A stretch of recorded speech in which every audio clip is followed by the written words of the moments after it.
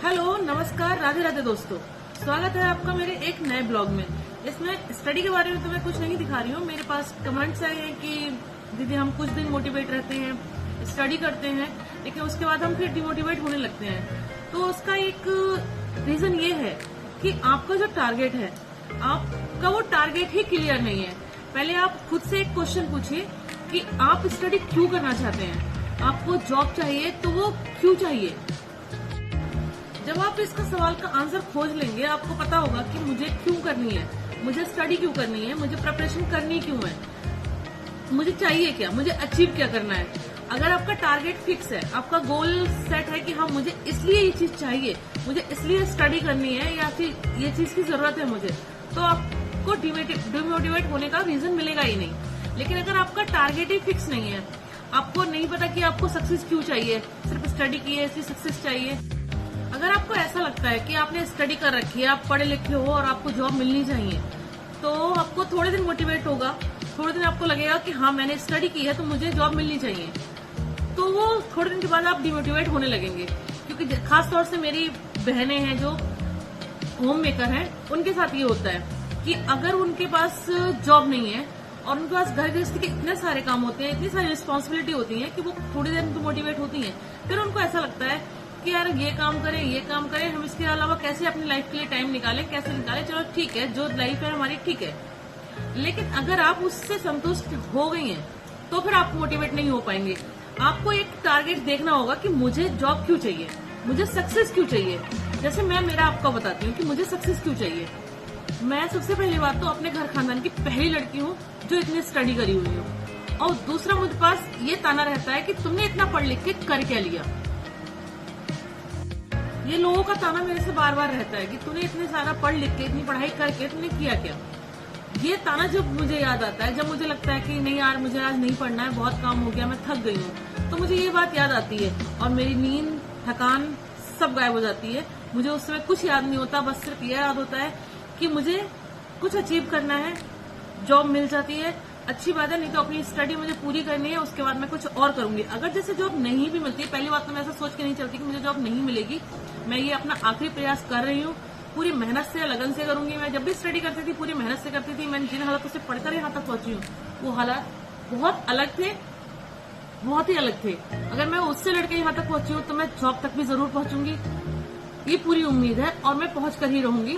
अगर by chance ऐसा नहीं भी होता है तो भी मैं लाइफ में कुछ ना कुछ करूंगी। मैं उन लोगों को ये मौका कभी नहीं दूंगी वो लाइफ में मुझसे फिर ये कह सके कि तुमने इतना पढ़ लिखने के बाद किया।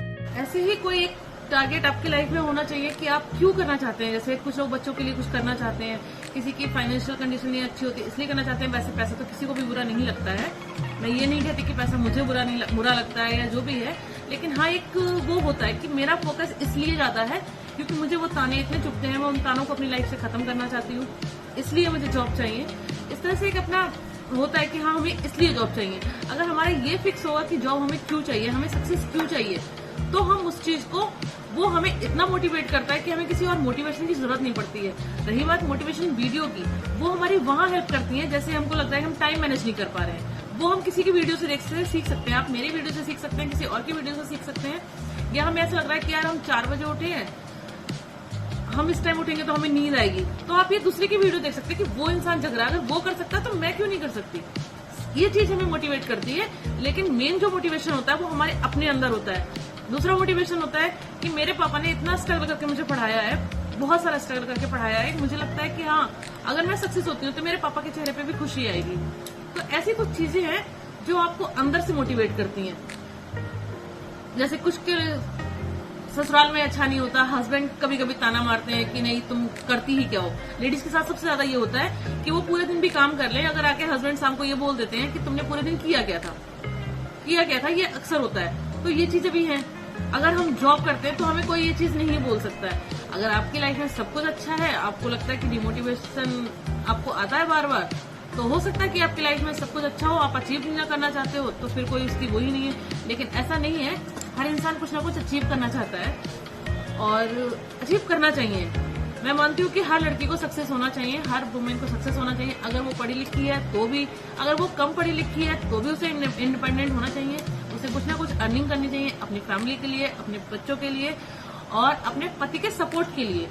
ऐसा नहीं है कि पति के अगेंस्ट खड़ा होने के लिए, अपने पति के सपोर्ट के लिए।